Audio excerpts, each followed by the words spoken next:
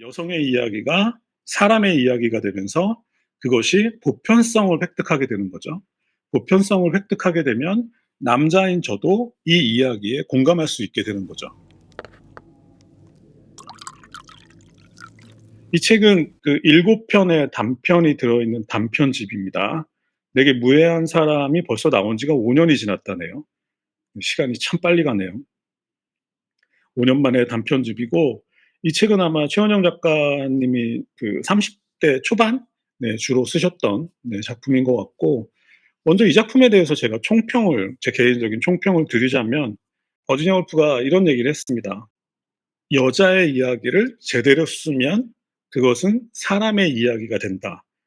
지난주에 제가 존 버거 얘기를 하기도 했지만, 여자 작가들도 마찬가지인데, 소설을 쓸 때 이 글을 나중에 볼 남성들의 시각을 의식하는 그런 경향이 있고, 그리고 이게 역사적으로 굉장히 좀 오래 이렇게 굳어진 것 같은데, 굳어진 거죠.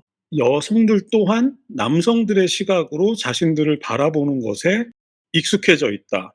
그러니까 이게 존 버거의 다른 방식으로 보기에 나오는 말인데, 여성들은 남성들이 자신들을 보는 시각에 익숙해져 있고, 또한 자기들 자신조차도 남성들이 보는 시각으로 자신들을 보는데 익숙해져 있다. 그러니까 버지니아 울프가 그걸 지적을 한 거죠. 그러니까 남성의 시각이나 또 기존의 여성이 여성을 바라보던 시각에서 벗어나서 그냥 여자의 이야기를 제대로 써야 된다. 타인의 시선을 의식하지 않고 제대로 쓸 때 그것은 비로소 사람의 이야기가 된다는 거죠. 제가 이 총평을 이렇게 말씀드린 이유는, 분명히 최은영 작가는 여기서 여성들의 이야기를 쓰고 있는데, 그러니까 누구의 시선도 의식하지 않고 그냥 자유롭고 자신감 있게 써내려가니까 그것은 비로소 그러니까 사람의 이야기가 되었는데, 그러니까 이 책 안에는 여성의 이야기가 아니라 여성이라는 이름에 사람에 대한 이야기가 써 있다. 그것에 최은영이 도달하는 데 성공했다라는 네, 생각을 했습니다. 이거는 조금 책 얘기를 하면서 조금 더 계속 얘기를 하겠지만, 그러니까 결국은 여성의 이야기가 사람의 이야기가 되면서 그것이 보편성을 획득하게 되는 거죠. 보편성을 획득하게 되면 남자인 저도 이 이야기에 공감할 수 있게 되는 거죠. 그것을 지금까지 많은 네, 한국의 작가들이 시도를 했지만 어떤 성취를 이루어낸 것은 이 작품이 아마 최초가 아닌가라는 생각을 네, 하게 되었습니다. 자, 이제 이 책 안에 7개의 단편이 들어있는데, 한번 좀 간단하게라도 한번 내용을 한번 설명을 해볼게요. 첫 번째 작품은 이제 표제작이죠. 아주 희미한 빛으로 돌아가는 작품인데, 몇 년 동안 은행을 다니다가 그만두고 네, 학사 편입한 어떤 그 여성의 이야기를 다루고 있는 작품이죠. 소설이죠. 시작 부분이 굉장히 저는 좋았어요. 아, 최은영 작가가 그 사이에 정말 노련해졌구나라는 생각이 들었는데, 이런 거예요. 그러니까 은행에 다니다가 그만두고 영문과에 학사 편입을 한 여학생이 앉아서 어떤 여자 강사의 네, 수업을 듣고 있는데, 그 여자 강사에 대한 그 묘사로 시작을 하죠. 그 강사가 짧은 커트머리에 갈색 뿔테 안경을 쓰고 있었는데, 그 강사의 발음이 너무 한국 발음인 거예요. 근데 이제 그 수업이 영어로 에세이를 쓰는 수업이어가지고, 그 수업에는 이제 외국에서 공부했던 친구들이 많이 들어왔는데, 뭔가 좀 바라보는 그 학생 입장에서 조마조마한 거죠. 아, 뭔가 저 학생들에게 저 강사님의 발음이 조금 우습게 들리지 않을까. 왜냐하면 너무나 이제 한국에서 영어로 공부한 게 티가 나는 발음이었으니까. 이런 식으로 이제 첫 시작에서 빌드업을 하는데, 전 그게 너무 재밌었어요. 그러니까 최은영 작가가 정말 노련해졌구나. 그러니까 그 얘기는 뭐냐면, 그 강사의 그 위태한 모습을 마치 자기 얘기처럼 네, 느끼고 있다는 얘기는, 이 여자 주인공이 은행을 그만두고 영문과에 학사 편입한 이유가 바로 저 강사분처럼 되고 싶어서, 아, 그러니까 회사를 그만두고 다시 대학에 돌아왔구나를 이제 충분히 이제 직접적으로 설명을 하지 않아도 충분히 느낄 수 있어서. 그런데 이제 그 강사분이 발음은 비록 한국 영어 발음이었지만 학생들에게 매우 친절했고 공정했고 또 자신감 있는 태도로 수업을 너무 잘 진행을 해가지고, 거기에서 이제 주인공이 안심을 하죠. 그 안심을 한다는 얘기는, 나도 저 사람처럼 돼야지. 저 사람 같은 강단에 서는 사람이 되어야지라는 희망을 갖고 있다라는 걸 이제 충분히 깨달을 수 있는 그런 빌드업이었고, 제가 놀랐던 건 이제 두 사람이 친하게 된 계기였는데, 근데 이걸 제가 좀 부풀려서 생각하는지는 모르겠지만 한국 소설에서 제가 이런 장면을 처음 봤기 때문에 말씀드리겠습니다. 두 사람이 친해진 계기가 이거예요. 그러니까 수업 시간에 아무래도 학사 편입한 그 주인공은 맨 뒷자리에 앉아 있었을 거고 그 수업을 이제 들었을 텐데, 근데 이분이 이제 뭐 날짜 계산을 잘못해 가지고 본인의 이제 리듬과는 좀 다른 일이 벌어져 가지고 이제 그 생리가 샌 거죠. 새서 이제 굉장히 난처한 상황에 처하게 됐는데, 근데 그때 강사분에게 도움을 받으면서 이렇게 두 사람이 친해지게 되는데, 제가 재밌었던 건 한국 소설을 보다 보면 뭐 생리 이야기라든지 뭐 생리가 새는 경우들도 간혹 인제 한국 소설에서 볼 수 있는데, 근데 제가 놀랐던 이유는 뭐냐면 그 상황이 너무 자세하게 묘사가 되는 거예요.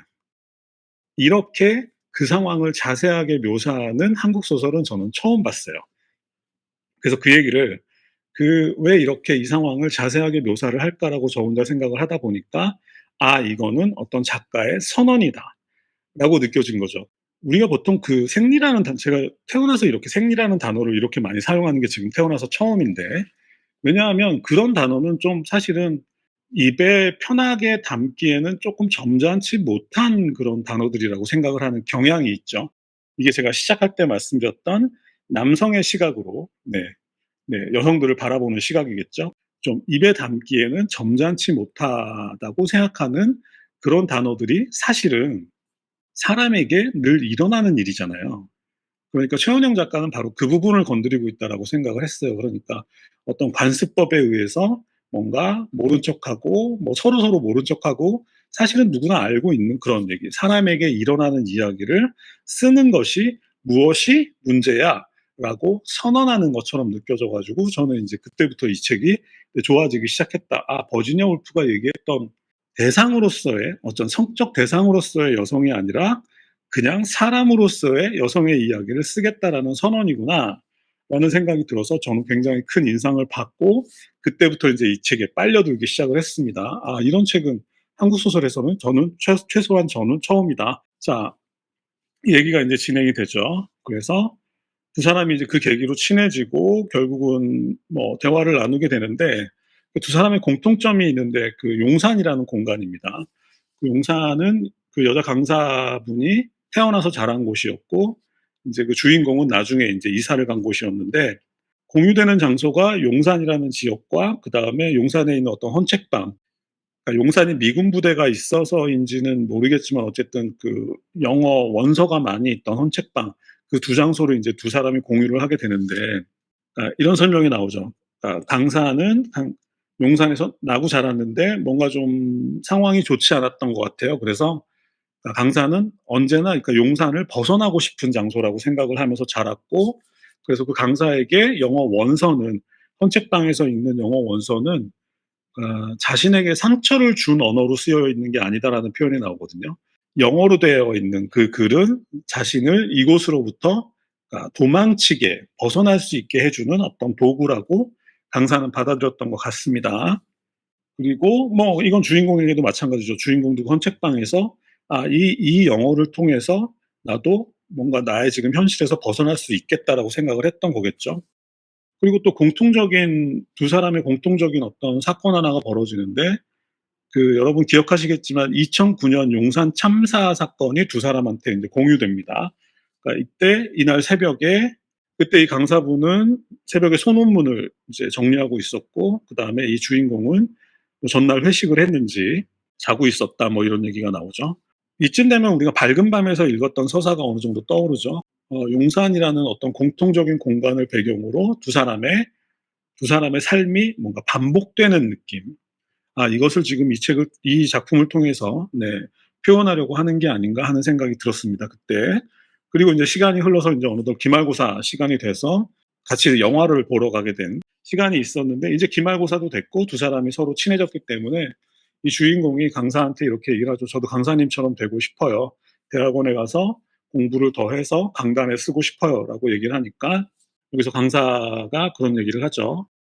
꼭 그런 선택을 하실 필요는 없다고 얘기를 하니까 이 주인공이 오해를 합니다. '아 여태까지 나한테 잘해 준다고 생각을 했었는데 속으로는 내가 무능력하다라고 생각을 하는구나. 내가 뭐 석사 박사를 통과할 뭐 만한 능력이 없다라고 생각을 하는구나.'라고 오해를 하고 인제 마음이 상해서 인제 두 사람의 관계가 끝나게 되는데 사실은 그건 아니었죠. 그러니까 강사 입장에서는 자기가 그러니까 어렸을 때부터 영어 공부를 열심히 해서 뭔가 자기가 어떤 속해 있던 어떤 그런 좀 좋지 못한 환경에서 벗어날 거라고 생각을 했는데 그래서 박사를 하고 강단에 서는 데까지 성공했지만 그럼에도 불구하고 자기는 거기서 벗어나지 못했기 때문에 자기가 좋아하는 이 여자 주인공이 자기와 똑같은 이제 길을 걷게 될 것을 걱정해서 네 그런 얘기를 해준 거죠. 소설이 끝나갈 무렵에는 이제 9 년이라는 시간이 흘렀고 이 여자 주인공도 네 박사를 하고 강사가 되었습니다. 이제는 슬슬 깨닫게 되는 거죠. '아 그때 강사님이 내가 대학원에 가는 걸 반대했던 이유가 바로 이런 것이구나. 뭔가 탈출구가 있을 거라고 생각을 했는데 와 보니 그런 건 존재하지 않았더라.' 이런 걸 이제 깨닫게 되고 그리고 요즘 뭐 인터넷으로 다 검색이 다 가능하니까 그 예전에 9년 전에 그 강사분의 그 뭐 예를 들어 논문이라든지 학회 뭐 발표를 했다든지 뭐 이런 기록들을 찾는데 안 나오죠. 안 나왔다는 얘기는 결국은 그 강사분들도 결국은 어느새인가 인제 그 자리를 떠났다는 얘기겠죠. 이 얘기는 결국은 뭔가 반복되고 있다.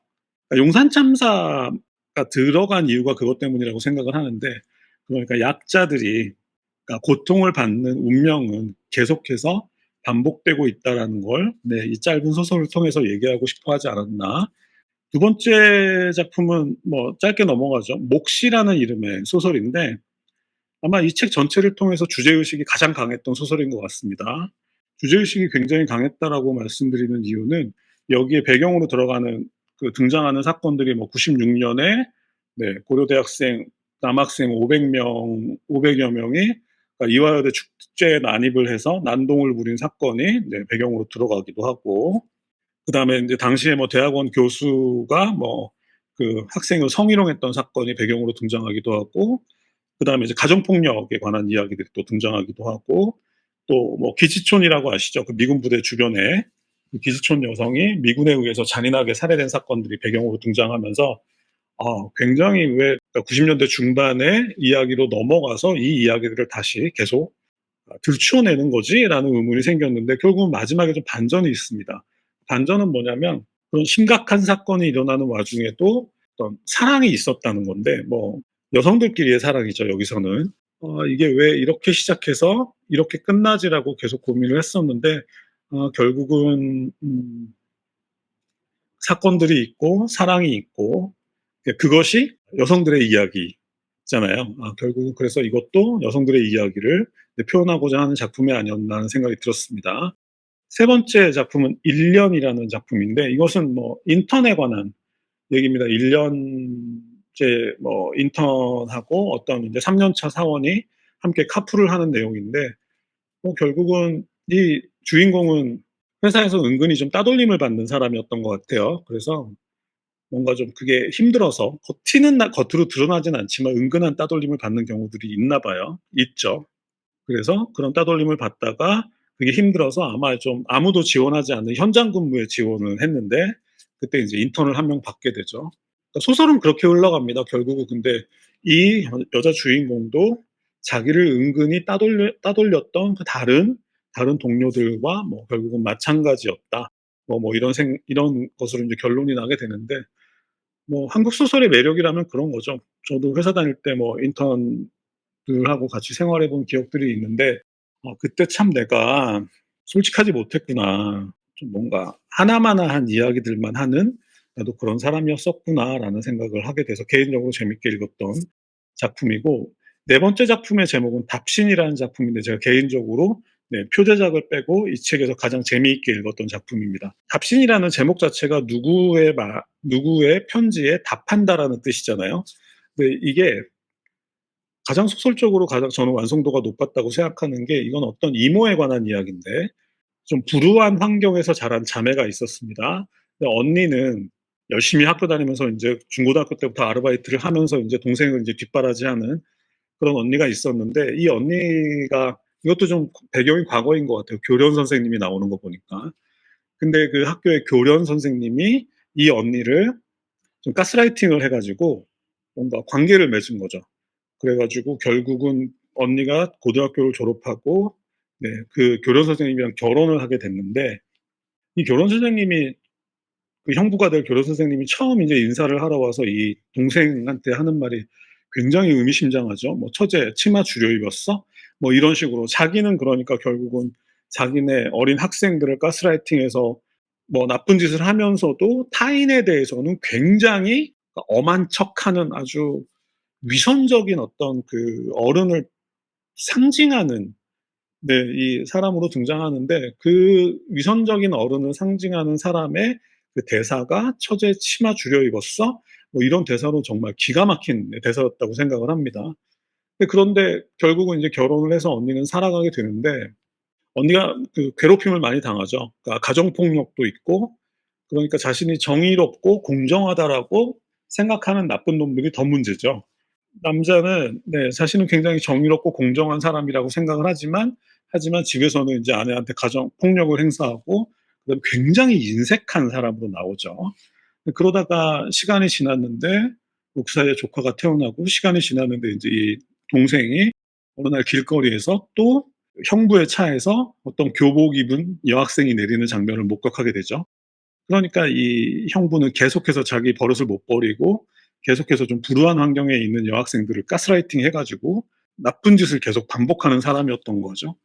그래서 인제 굉장히 기분 나쁜 상황이 벌어지는데, 그러다가 이 동생이 아마 체격도 크고 뭐 그다음에 직업이 요리사여 가지고 칼을 잘 다룬다는 얘기가 계속 나오는데, 그러다가 인제 마지막에 모여서 형부네 집에서 언니네 집에서 모여서 얘기를 하다가 뭐 이제 갈등이 벌어져 가지고 형부가 인제 언니를 이제 폭행하는 일이 벌어지고, 아마 그때 이 동생이 인제 아마 칼을 썼던 것 같아요. 그 심각한 인제 뭐 형부가 중상을 입었던 것 같은데, 그래서 결국 감옥에 갇힌 거죠. 그 감옥에 갇힌 상태에서 시간이 많이 지났고 어렸던 조카가 인제 23 살이 된 거예요 벌써. 아마 칼을 써서 형부가 아주 심각한 중상을 입었던 것 같아요. 근데 그 재판 과정에서 언니가 형부가 자신을 폭행했다라는 사실을 부인하죠. 그래서 인제 아마 더 형량이 더 늘어났을 텐데, 뭐 그런 이야기를 불편하지만 뭐 우리 주변에 일어나는 일일 수 있으니까 뭐 읽었는데, 그 마지막에 인제 답신이라는 제목이 얼마나 그 제대로였는지를 깨닫게 해 주는 그 장면들이 나오는데, 어렸을 때 그 이모에게 계속해서 질문을 하던 조카의 모습. 그러니까 나이가 어렸을 때 한 4-5 살쯤, 대여섯 살쯤 되면은 아이들이 끝도 없는 질문을 하잖아요. 뭐 "하늘은 왜 파래?" 뭐 "물은 왜 파래?" 하면서 계속해서 그 상대방이 막힐 때까지 계속 질문을 하잖아요. 그러니까 이 이모와 이 그 조카도 어렸을 때 그런 대화를 나눴던 거예요. 그런데 왜 제목이 답신이냐면, 감옥에 갇힌 이모가 그 어렸었던 조카와 계속 대화를 나누고 있었던 거예요. 그 대화가 계속해서 이어지면서 그 조카가 이모에게 계속 질문을 했던 거죠.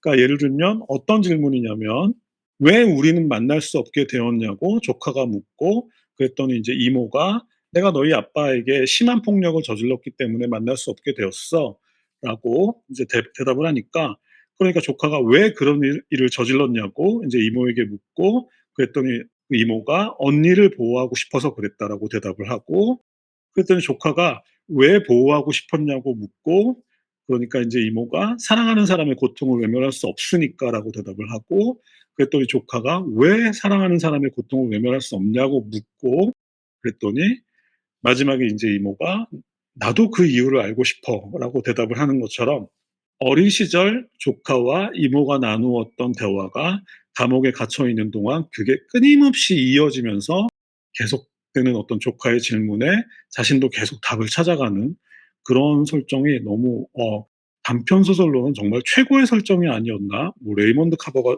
생각나는 뭐 그런 소설이기도 했는데, 저는 그래서 개인적으로 이런 조카가 어린 시절에 나누었던 그 질문과 대답이 계속해서 이 성인이 될 때까지 이어져 온다라는 그 설정이 너무 좋았던 것 같고, 다섯 번째 작품은 파종이라는 작품인데, 근데 파종은 인제 그 밭에다가 씨를 뿌리고 키우는 걸 얘기하는 거겠죠. 아마 이것에는 그 작가의 말 보니까 작가의 아버지에 대한 이야기도 좀 들어 있는 것 같은데, 좀 간단하게 말씀드리자면 이런 거죠. 주인공이 인제 엄마라고 치면 엄마가 뭐 좀 불행한 결혼 생활을 하고 있었는데 뭐 딸 5살 된 딸아이가 있었고, 그래서 이혼을 하고 이제 오빠의 집으로 들어갑니다. 근데 오빠는 15살 차이가 나는 오빠가 있었는데, 어머니가 일찍 돌아가셔 가지고 아마 오빠가 인제 엄마 역할을 했던 그런 사람이었던 것 같습니다. 근데 어렸을 때부터 오빠는 그 동생의 모든 걸 다 받아들여 주는, 그러니까 질문하지 않고 다 받아들여 주는 사람 있잖아요. 그런 사람이었는데, 그러니까 이번에도 왜 이혼했는지 이런 것도 묻지 않고 그냥 동생 식구들을 받아들여 준 거죠. 그래서 결국은 엄마도 자기의 소원인, 그러니까 자기의 딸을 인제 오빠한테 맡겨 놓고, 그러니까 꿈이 인제 드라마 작가가 되는 거였는데 그 열심히 노력해서 결국 드라마 작가가 되는 데 성공을 하죠. 그러다가 인제 뭐 그 오빠가 이제 먼저 돌아가시고 딸이 성장을 했는데 고등학생쯤 됐는데, 딸이 어느 날 이제 학교를 그만두고 싶다고 얘기를 하는 거예요. 그러고 나서 일이 시작이 되는데, 그래서 엄마가 보니까 이 딸이 오빠랑 너무 비슷한 거예요.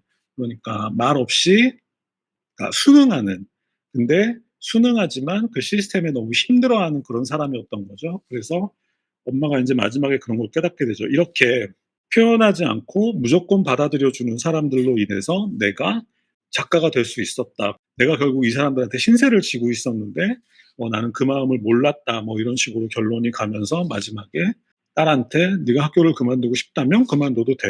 이유는 내게 말하지 않아도 돼." 이러면서 인제 마무리되는, 이 작품 파종하고 그다음 작품인 이모에게는 그 예전에 그 최은영 작가의 글이 많이 생각이 나는 작품이었습니다. 다음 6번째 작품은 이모에게입니다. 인제 2개 남았네요. 엄마하고 나이 차이가 굉장히 많이 나는 그런 나이 드신 이모가 있었는데, 이 주인공이 어렸을 때 엄마 아빠가 너무 바빠 가지고 이모가 집에 들어와서 대신 인제 그 주인공을 양육한 건데, 이 이모는, 그러니까 주인공이 굉장히 좀 강하게 자라기를 요구했던 것 같아요. "남들 앞에서 약한 모습 보이지 마라." 뭐 이런 식으로, 어린 나이부터 그런 식으로 이제 교육을 시켰던 거죠. 그래서 뭐 어린 나이부터 뭐, 그러니까 사람들이 두려워하는 사람이 되라고 막 이렇게 강요를 했던 그런 이모가 이제 등장을 하는데, 그 사람들이 살았던 동네가 이제 김포공항 근처여 가지고, 김포공항 근처 가면 이렇게 그 비행기가 착륙할 때 그 배가 보이잖아요.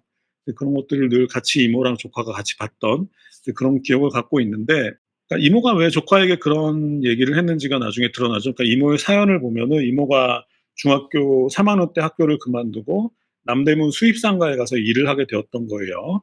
그러다가 결혼을 했는데 이모가 유산을 6번이나 했고, 의사가 "다시 또 임신을 하면 당신이 죽을 수도 있어." 그래 가지고 6번 유산을 한 끝에 다시는 인제 임신을 할 수 없게끔 수술을 했는데, 그것 때문에 인제 시댁에서 쫓겨난 거죠. 그래서 인제 혼자 살게 되었는데, 결국은 이모는 자기가 나약했기 때문에 이런 식으로 사람들에게 휘둘리기만 하고 살았다라고 생각을 해서 조카를 강하게 키우기를 원했던 거죠. 어쨌든 네, 소원이 이루어졌는지 어땠는지 모르겠지만 조카는 인제 결국은 공군사관학교에 들어가 가지고 네, 비행기를 조종하는 조종사가 되고, 그러다가 마지막에는 인제 전역하고 민간항공사에 취업을 했는데, 마지막은 이렇게 마무리됩니다. 그러니까 김포공항에 착륙하면서, 착륙할 때 인제 저 밑에 자기를 바라보는, 자기에게 손을 흔드는 어린 소녀와 이모의 모습이 보이고, 그리고 그 어린 소녀가 이모의 손을 붙잡고 이 조종석으로 들어와 가지고 이모에게 조종관을 맡기는 그런 장면으로 마무리되는데, 많은 분들이 이 이모에게라는 작품을 되게 좋아하시는 것 같은데, 가장 최은영다운 어떤 서정적인, 근데 서정적이면서도 예전보다는 굉장히 힘이 실린 그런 작품이 나오지 않았나 싶고요. 마지막 작품은 사라지는 사라지지 않는이라는 작품인데, 요건 쪼끔 복잡해서 약간 위태위태한 느낌이 있었는데 읽으면 읽을수록 좋아지는 작품인 것 같습니다. 이 책은 인제 기남이라는 그 이름의 할머니에 관한 이야기인데, 그 둘째 딸이 홍콩에 살고 있어 가지고 홍콩에 인제 있는 둘째 딸을 만나러 가는 이야기인데, 뭘 자꾸 잃어버려요, 이 할머니가. 뭐 예를 들어서 홍콩 공항에 도착할 때는 뭐 가방을 잃어버리기도 하고, 뭐 자기 잘못은 아니지만, 그다음에 뭐 그 딸의 집에 가 보니까 귀걸이가 없어져 있기도 하고, 그다음에 홍콩 시내를 혼자 관광하다가 뭐 또 뭐 크로스백을 잃어버리기도 하고, 뭔가 자꾸 잃어버리는 할머니인데, 이 할머니의 사연을 보니까 이런 거예요. 9살 때 남의 집에 식모로 맡겨졌는데, 지금으로선 좀 이해가 안 되는 상황인데, 남의 집에 식모로 맡겨졌는데 근데 자기 집이 가난해서가 아니에요.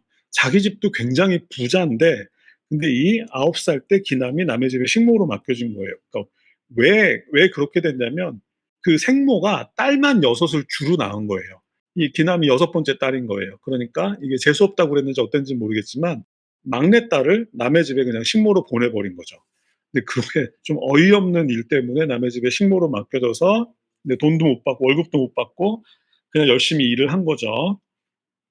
그러다가 인제 그 주인집에서 운영하는 공장에서 일하다가 이제 애 딸린 호라비를 만나서 이제 결혼을 하게 됐는데 그것도 인제 어찌 보면 속아서 한 거죠. 근데 그 이제 애가 5살 먹은 애가 있었는데 진경이라는 이름의 애가 있었고 또 결혼해서 우경이라는 이름의 둘째 딸을 낳은 거죠. 근데 뭐 둘 다 공부를 잘했던 것 같아요. 뭐 진경도 박사까지 했고 네 우경도 뭐 유학을 가서 또 그 미국에 있는 재미교포랑 결혼을 해서 잘 살게 된 건데 근데 인제 첫째 딸인 그 원래 딸인 진경이 좀 문제가 있는 게 알코올 중독이 있어요. 알코올 중독이 있는데 그런 것 때문에 인제 아빠나 인제 둘째 딸이 그 첫째 딸을 굉장히 무시하죠. 그런데 이 상황이 어떻게 꼬이냐면 둘째 딸인 우경의 입장에서는 첫째 딸인 진경이 엄마의 딸은 아닌 거잖아요. 네 엄마의 딸도 아닌데 그러니까 엄마가 그 첫째 딸한테 너무 잘해 주는 거죠. 그러니까 인제 둘째 딸이 엄마를 되게 무시하는 거예요. 엄마는 아빠한테도 당하고 대들 줄도 모르고 그냥 당하기만 하고 그다음에 첫째 딸도 자기 딸도 아니고 문제도 뭐 알코올 중독처럼 문제도 많은데 왜 걔한테 꼼짝을 못 하냐고 하면서 인제 둘째 딸도 엄마를 굉장히 무시하는 그런 상황이 벌어진 거죠. 자 그랬는데 인제 나중에 이유가 밝혀지죠. 그러니까 기남이 그 첫째 딸에게 그러니까 첫째 딸을 포기하지 못했던 이유가 나오는데 그 자기가 어찌 보면 인제 속아서 결혼을 했는데 그 결혼 생활이 되게 힘들었을 거잖아요.